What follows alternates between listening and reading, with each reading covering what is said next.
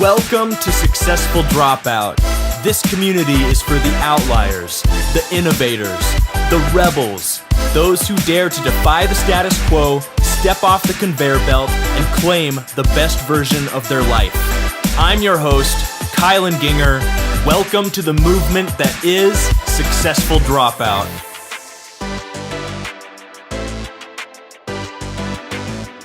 Hey, Successful Dropouts. A few things here before we kick off the regular show. First, if you haven't already, join the forum at successfuldropout.com. That's where we all hang out as a community, and I would hate for you to miss anything. It only takes a few seconds to create a free profile, and then you should get in there and introduce yourself, and I would love to hang out with you. Also, if you love this community and want to play a significant role in helping it continue to grow, consider supporting us financially through Patreon. 100% of those proceeds will go towards our overhead for Successful Dropout and also to pay for part-time staff to take things to the next level and make this community even more valuable.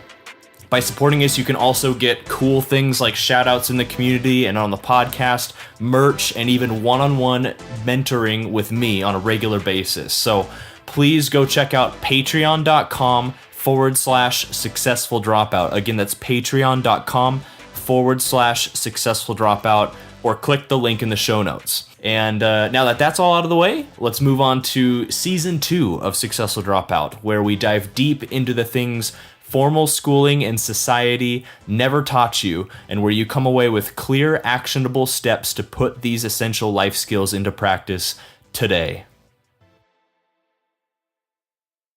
What is up, Successful Dropouts? Get stoked because today on the show we have Stephen Warley, and he's been on the show. Is it just once, or is it a couple times now, Stephen? Just once, but I crammed that show, man. We got a lot of stuff in that episode. It seems like it was 2 episodes. And I was on Stephen's show as well. He has the Life Skills That Matter podcast over at lifeskillsthatmatter.com. And he'll tell you more about that, I'm sure, throughout the course of this. We've become just very good friends. He is a thought leader and doing a lot of great stuff in this space. And he is on today to chat about self-awareness. And anyways, so Stephen, I'm going to turn it over to you now and just have you tell us a little bit more about your story for people that might not remember the last episode you were on. And I will just say this one thing. If your eyes just glazed over because Kylan said self-awareness, trust me, you're going to want to keep listening. It is the most important life skill. So if you are boohoo on self-awareness, I challenge you to listen to this episode. And it's my favorite. It's going to be great. So thanks for having me back on. Yeah, I just love you. It's nice to be on the same page with somebody who is really trying to rethink work and the role of work in our lives and everything that you do. So it's always super fun chatting with you. So just as a little recap, because I think the last show I was on, I talked a lot about the 10 life skills that matter. And I'm a big believer that work is changing as we know it. And I think the best way to help people prepare for that is to work for yourself in some capacity, because you're going to have to end up managing yourself anyway. So why not work for yourself? And the best way to learn how to manage yourself and really understand your opportunities is really these life skills that are never taught to us, which are the most important skills that you can learn to make yourself happy, satisfied, and do the work that you were meant to do, which is just crazy to me. And self-awareness it's to me, I mean, I've been working for myself, Kylan, as you know, for like 17 years. And this is the skill, like you always wonder, because everybody wants to just tell me Stephen, what's the one thing I really need to know? Where do I need to start? And for me, it's self-awareness. I mean, you cannot learn any other skill effectively without first having a great practice of self-awareness. I love it, and I'm really stoked to get into that. Before we do, you should definitely tell us a little bit about your past for people that might not remember your education. Are you a dropout? What's your career and entrepreneurial experience been like? Any cool stories? Like, who is Stephen and what has Stephen done? Well, I want to send Kylan back to talk to my college self, so I would have not gone to college, or at least not have gone to business school. So I'm a dropout of the system. So I like to think like that's how I fit into your world. It still counts. Exactly. I will admit, though, I didn't necessarily choose to be dropped out. Corporate America kicked me out, which thank you very much. It was probably the nicest thing that corporate America did for me. I came out of the broadcasting world. I worked at like CBS News and CNBC, and I was working at a .com. Got laid off at part of the .com bust of 2000. And I was so used to like getting a job anytime I wanted, like snap my fingers. I think a lot of people in the last decade, since 2008, I think there's like a whole new generation of people who think like, what are recessions all about? Like, what happens? What's a layoff? What's a layoff? And, you know, like people are like, that's a thing. That'll never happen to me. And it's like, oh, you just wait. Yeah. It happens. It's economics. It's We're at nature. about that 10-year mark now. It's coming, man. I know, right? So it happened to me, and I'm glad it happened at the time of my life. I was in my mid-20s, so I didn't have a lot of responsibilities. But that's when I started, you know, after not being able to get a job month after month in New York City, I finally took a freelance gig about 2 hours from where I was living at the time in Connecticut. And I was so scared to like do this. I'm like, oh my gosh, does this mean I have to constantly find work and new clients? And like, how do I do my taxes, all that jazz? And then it took me like 5 years to accept like, this is how I'm going to work. And I'm like pretty good at it. And I'm making good money. Like, and then it got to the level of like, who wouldn't want to work like this? You control your time. You get to work on work that means something to you all the time. You can spend as much time with your family and friends as you want. Like, I felt like, you know, maybe you feel like this too. I feel like I have like the worst kept secret. Like I want everybody to know, like I'm like saying, here are the keys to the kingdom. Like you can do it. And I think the most important lesson of my story is that I wasn't a natural entrepreneur. I wasn't born to be an entrepreneur, because I think there's this mythology in our society that says, you know, only a select few could ever work for themselves, you know? Yep. And I think that's just a way to keep the rest of us in line. So we're dutiful little cogs in the system to keep working for all the people who are making way too much money. So I was a reluctant entrepreneur turned happily unemployable. And that's what I want to let people know. If you think you can never work for yourself, I'm living proof that you can. And it just takes a lot of intention and practice. And the way that our entire educational system was designed to make you an employee, you can re-educate yourself to be self-employed. I love it. And so we're talking about self-awareness, and you mentioned that one of the basic, very basic skills to be able to kind of build this life of working for yourself and approach life this way is self-awareness. So I'd love to hear, you know, let's talk about the story behind how you learned this skill, and, you know, from that go into why is it important, and who should become proficient at self-awareness. Well, after years of self-mental abuse, started to realize that maybe I'm the problem in my life. And I kind of came to self-awareness a little bit later than I would have liked, probably in my very late 20s, definitely in my early 30s, because also a big part of self-awareness, it's about being honest with yourself. And a lot of times we're just kidding ourselves. We're trying to live up to other models, especially when you're in your 20s or you're in your late teens. You're looking around, you want to prove yourself, and you're looking around to other people who have done things that you think you might want to do. So you're trying to copy them. And that's not what you want to do, because when you start becoming self-aware, you start realizing what are your unique ingredients about how you like to work, what motivates you, where you get your energy from, the types of people that you like to hang out with or work with or don't, where you like to work, how you like to work. And of course, this comes with time. You actually have to I was watching, by the way, great self-awareness example in your Facebook Live today when you're out in that beautiful Mountain View scene, because you're very self-aware about this idea that you think too much versus doing, and you can call yourself out on that. And I think that's what self-awareness is it's this tool that you have to recalibrate yourself without somebody else, another human, telling you to do it. It's almost as if you're acting as a third party, almost taking yourself out of yourself so you can see yourself as if somebody else is seeing you, to say, hold on a second, why did I react that way? And I think, let me back up. My basic definition of self-awareness is really paying attention to different aspects of your life that you want to improve or you might want to adjust or change.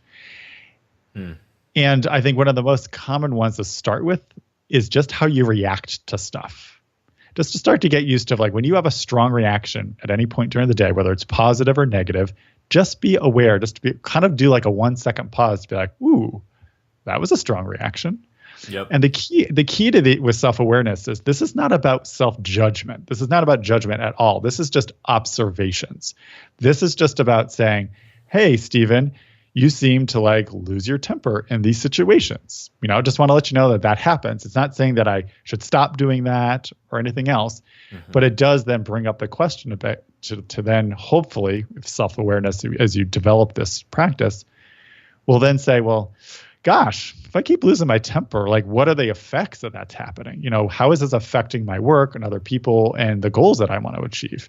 And then hopefully that question will then release. It seems that there might be other ways to want to approach these situations. So maybe I can adjust how I look at different things to reduce the instances that I might lose my temper. And I now think about it, I'm using that as an example because I'm a super nice guy, but I also have like that quick, like Irish flair sometimes. And I definitely lit that up a lot in my 20s and would let people have it like super fast. And that is not necessarily a great thing if you want to develop good quality relationships. So that's an instance of something that I would recognize that it was happening, not beat myself up about it, but be able to start recognize like what were the triggers that caused it, and then how could I avoid those triggers, or how could I adjust them? So would you typically do this all sort of an internal dialogue in your head, or would you journal on this sort of thing, or? Yeah, when you're starting out a self-awareness practice, I am a big believer of getting stuff out of your head and express yourself in some way. The classic way is doing some sort of journaling. There's lots of different ways to do this. You could be a free writer, just like write whatever's in your head. Or I also recommend to people, back to this reaction, at the end of the day, you might write one sentence about what was your most positive thought or reaction today? What was your most negative? And then another variation, you might be a visual person who just likes to draw and doodle. Do that. Whatever you can do to kind of express how you're feeling, what's going inside your head. Because the magic here, Kylan, is when you go back and look at that stuff for a week or 2 weeks or a month later, you start to see patterns and trends. And this is the gift of self-awareness. So you can actually start communicating to other parts of your mind, because we are using our conscious mind for most of our decisions. And that's what kind of Western society or capitalism has rewarded us for. We cannot think our way out of every single situation. We have to feel again, right? And that's what I also love about self-awareness. It's about reconnecting with my subconscious, my inner voice, to say, hey, hold on a second. How I feel, my feelings and my emotion has the right to have a seat at the table of my decision-making process. I cannot rationally think my way out of every single situation in my life.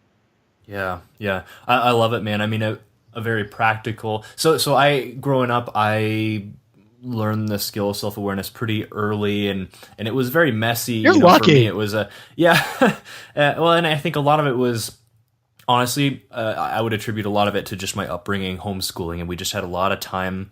Honestly, we lived in the cabin in the woods. We had a lot of time by ourselves, and we had to keep ourselves entertained a lot of the time. So there's a lot of like hiking and being out in the woods by myself. I had a lot of time to think and journal, and I did art and all this stuff, and it was a very messy process. Again, like you explained, it was looking for any outlet essentially to express, what I was feeling, to process through those things and gain clarity. And so, practically growing up, the best thing for me to do is I'd go climb a mountain with a piece of paper and a pen, and I would just write and scribble and draw all over that piece of paper.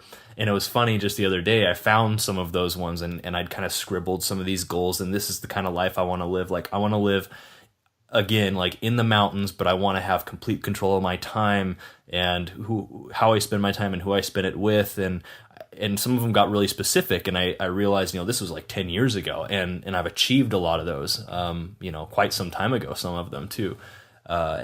Anyways, I've gotten proficient enough to where a lot of it is just internal now. And it's just like what you said. I mean, the other day, like one of my buddies came forward and talked about this really exciting thing that was happening in his life, and this sort of a success. He's describing kind of a success he had, and it ended up making me a little bit depressed. And it was one of those things where it was like I did this mental check, like, okay, why am I feeling this way? And this is the process of self-awareness, is like asking these questions. My buddy just told me something that's really exciting for him. It's something he's worked hard for, and it's kind of making me depressed. So like, why is that? And you explore that a bit, and you realize, well, it's because I'm comparing myself to him because he's had this success. Now I feel like I have to have a success and at least stay to par or like one up him or something like that. And then you go into that deeper and like, well, is that really healthy? And, you eventually come to the conclusion like, no, the best decision here is for me to be detached from this situation, be extremely excited for them, offer my support in whatever way, and to keep, doing what I'm doing and keep my head in my lane. Right. And so this is all like an internal dialogue. It can happen over, a space of 30 seconds to a few minutes. And that's the point I'm at. But I recognize it can take a while to get there. So, but is that kind of what you're talking about? Yeah. And gosh, you have so many lessons to unpack in what you just said in the last few minutes. It's amazing. So there's what you want to do, because I think there's a time in the past, I think a lot of people can relate to this, where the situation that you just described, or somebody you felt wronged in some way, like you can go into that internal dialogue for hours, days, or even weeks, right? True. So that is drawing off your mental energy, your physical energy. It's not making you your best self. So what self-awareness does, it's really a great productivity hack to buy back all that time. Stop wasting your time spinning around in that negativity loop that it kind of short circuits it to say, hold on a second, what's going on here? Where's this coming from? You have legitimate feelings. Why are you feeling this way? And how can you address them more quickly and in a productive way? So that's one thing. I also love this idea of what you did going off into the mountains, because in my world, there's a slight nuances between self-awareness and self-reflection. So self-awareness is the overall practice of being aware of yourself, how you interact with the world and with others and yourself. Self-reflection is an intentional moment in time, whether that is just a regular moment that you choose in a day or a week, where you're giving yourself this space to say, hey, I'm going to stop, look around to say, how are things going? Where am I going? How do I feel about that? And self-awareness is a little bit more of that moment by moment. So I would say self-reflection is part of the practice of self-awareness, but self-awareness is not self-reflection necessarily. I'm sorry. It's kind of like the self-reflection is the child to self-awareness. Gotcha. Well, that's neat, man. So let's talk now. Somebody's listening and they want to take immediate steps like today on how to become more self-aware. What are sort of the very practical, actionable steps that we can tell them, like after you're done listening to this podcast, go and do this and start your journey to become more self-aware, essentially? One thing I would do, if you do not know what your values are, you have to understand what your values are, because that is the reference point, the center of gravity for your self-awareness practice. So understanding your values, like 3 to 5 values, I would say. Any more than that, you're going to dilute the importance of them. But that, when things are going on in your life, like one of my values is simplicity. And I don't even have to think about it anymore, because as soon as something seems too complicated or somebody is explaining something to me, I'm saying, hold on a second, this is getting too complicated. It's just part of my nature. And I think also when you're searching for your values, I recommend not doing a Google search and looking at like 400 words and like choosing words that you think you want to be. This is about, again, really understanding how you pay attention and what is important to you. That's what you value are your values. And some ways to find this is just making a list of your most your proudest moments, the stories that you always tell about yourself, and things that you've done in the past over and over again are stories that people tell about you, and looking for patterns of like, what are some of those characteristics that say, this is how I like to value my attention. This is where I put my attention. Yep. So that's step one. Step two is have some sort of writing habit. You don't have to like journal like I think a lot of times we think of like a teenager journaling away. It doesn't have to be like that, but it can be. Actually, I have a journal prompt, a daily growth journal, which you can get at lifeskillsthatmatter.com/get started. It's free. Awesome. Because I love prompts. Maybe you do too. I think sometimes people just like, tell me what to ask myself. So 4 questions. What did I learn about myself today? What did I learn today in terms of my work or the skill that I want to develop? Did I meet anybody today? Or did I follow up with anybody today? And finally, did I create something today? And those 4 growth habits, if you're not doing them, that's again, if like you do that on a regular basis and 2 weeks went by and you're kind of have a goose egg for each one of those questions, you are not going to grow. You are not going to move toward your goal or whatever it is that you want to do in your life. So it's a nice constant reminder. And those are those basic habits that I'm trying to instill in anybody. You have to be doing those things all the time on a regular basis in a way that makes sense to you. So the final exercise I would also recommend, just to start to understand that third-party perspective if you can, is if there's 5 people that you really trust, that you either work with or they know you really well, if you can ask them just 2 questions. 1, what would they recommend you for and to whom? Number 2, what's one area of your life that you can improve? Because sometimes we're in our own heads and we are the only people that have access to those thoughts.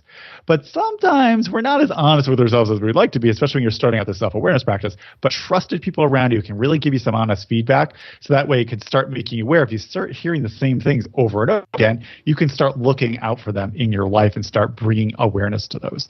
And one final self-awareness practice, if there's something that you want to change in your life, if it's, getting in shape or giving up a particular bad habit, that is self-awareness in action, because every time it happens, you're bringing awareness to say, whoa, this is happening and I don't want it to happen. Why is it happening? What are the triggers? What can I do about it? How can I hack this? I love it, man. That's very, very clear step-by-step stuff. So if you're listening to this and you need to work on the habit of self-awareness, go to Life Skills That Matter first, and let's get that resource. We'll have links to that in the show notes as well. And then go through each of those steps and do those consistently. I would 100% agree with those. I'd be curious to hear, though, Stephen, from your perspective, what are some of the things that you wish you would have known before really diving into learning about self-awareness? Like, what are some of the most common mistakes and pitfalls, I guess, that people should avoid? I think I've already alluded to one. I think sometimes people think it's a self-judgment process. It is not. I can't, emphasize this is enough. This is about looking at yourself in an objective way to say, like, this action happened, something happened, you had this reaction to it. That's all. Just to be aware that that's what happened. And then it's asking yourself, was this the best action? Is that the reaction that I want to have to that situation? Number 2, it never ends. Right? You constantly want to be refining this and deepening your practice and get better and better. So it's second nature. And finally, this is how you learn, which is kind of crazy, but we have an entire educational system that tells us how to learn. But self-awareness is the mechanism that tells you how you like to learn, right? Because Kylan likes to learn one way about things. I like to learn one way about things. You do listening right now. So it's really important to start bringing self-awareness, even just as an experiment. Try to find something that you're curious about, you want to learn more about, or maybe you actually want to improve upon something in your life, and just start bringing awareness about, like, what are your first go-to things? Like, how do you learn? So for me, I like it if I'm learning something brand new for the first time. I like an overview. I like to read. Then I like to do an experiment. And then when I get stuck, I like to ask somebody who has more expertise than I do about it. So that's kind of my process. What's your process for learning, Colin? So my process for learning, I guess, is it's very, I don't know if I'd recommend it to a lot of people. It works for you. It works for you. It's very, I talk about the concept of just-in-time learning a lot, and that's pretty much how it is for me. I'm a very kinesthetic learner, so I have to. The best way for me to learn is to actually experience things, to touch them, to actually use my senses. So essentially, anything I'm wanting to learn, I try to go and apply as many of my senses to it, like as possible. And honestly, how does the internet taste? What's that? What does the internet taste like? Not very good. I wouldn't recommend it, but and then the just-in-time learning concept again. It's I guess because I learn better by actually doing. It's not extremely helpful for me. Say if you've got something that's more complicated, a more complicated concept, I guess, that you want to learn. It's not very helpful for me to try to I guess read or listen to, how to learn this particular thing in advance, say in a couple months before I actually need to apply it. So that's why I tend to practice the just-in-time learning. It's like, with this concept, this thing that I'm learning to do, what do I actually need? What aspect of it do I actually need to know for today? And I learn that, I put it into practice, and then kind of the next step becomes more clear as far as, what I'm supposed to do, what else I'm supposed to learn for tomorrow, and that sort of thing. I mean, case in point, right now we're just in this massive startup. We're dealing with, offshore entities and investor money and blockchain tech and developing out this web platform that's extremely complicated. It's stuff that on a daily basis I am just not familiar with, and I have to learn all of it. But if I tried to figure out everything I have to learn right now, like just thinking about it right now, frankly, it completely overwhelms me. It's just too much. And so it's like, what do I need to know for this meeting coming up next week? Okay, I'm going to focus on that, this week, and then I'm going to gain some more information. And now what do I need to learn? So hope that makes sense. And I think it's also really important because you're listening to us right now, and a lot of times there's the temptation to be like, so-and-so did this and so they did, so I'm going to do that too. It's about not necessarily committing to something just because it worked for somebody else. It's about saying, oh, that's interesting. I'd like to try it for myself, because that's the beauty of self-awareness. Experiment. It's empowering. Yeah, it's empowering you to be yourself, to have the courage to say, this is how I like to work. This is how I like to do business. I love running businesses without debt. I never want to deal with VCs. That's okay. I don't feel like I'm any less of an entrepreneur. It's a choice I made in how I want to run my businesses. So that's where I love about self-awareness, giving you permission to be yourself. Exactly. And you said something key about that earlier, that most people tend to look at what others are doing and sort of copy that. They find the thing that somebody else is doing that they tend to align with and that works for them the most, which is good, but it's also, it's tempting to just stay focused on that, and then you end up building and living somebody else's life when really you have kind of this infinite potential and capability already inside you. You've got a unique potential to unleash into the world. And so exactly what Stephen said is self-awareness gives you the freedom to look inside yourself and figure out for yourself all of these different ways and to think and approach life. Can I throw something out into the universe? Let's do it. Because I feel like this is the right environment. This is totally on the fly here. I want to, I think in my head, feel like there's an opportunity to develop some sort of interactive app to help, kind of a new type of journal, so people can take in, there's so many different aspects when you really get into self-awareness that you can learn about yourself. I've identified about a dozen things just in regards to like how to create work for yourself. And I think it would be so interesting. It's almost like creating an insight engine for yourself. So that way, because in a world that we're moving into, there's infinite work options. You can't just pull a career path off the shelf anymore. That I think the starting point is you. But to get more confident about that, I think you really need some sort of mechanism to like ingest all of this information to say, these would seem to be the right opportunities, and these would seem to be the right paths or models for you. Does that make sense? An insight engine. I like it. For yourself. For yourself. All these corporations are collecting data on ourselves. Why can't we collect data on ourselves so we can make it there better? There you go. That's the pitch right there. That's the elevator pitch. So anybody, if you think that's an interesting idea, let us know. Kylan will have my contact information in the show notes. Yeah, for sure. Hit us up. Well, awesome, Stephen. What's the best way for people to get a hold of you then? You can actually, if you want to start your self-awareness practice, I have a 12-week self-assessment challenge for free. You can go to lifeskillsthatmatter.com/challenge. I love Twitter, so you can get me at Stephen Warley, STEPHEN WARLEY. And if you're thinking about working for yourself, go to lifeskillsthatmatter.com/get started. Awesome, man. Well, successful dropouts, you are the average of the 5 people you hang around the most, and you've been hanging out with Kylan and Stephen today, learning everything the traditional system never taught you. For everything we talked about today, visit successfuldropout.com and type Stephen into the search bar, and the show notes with everything we talked about today will pop right up. And as always, stay hungry, stay foolish.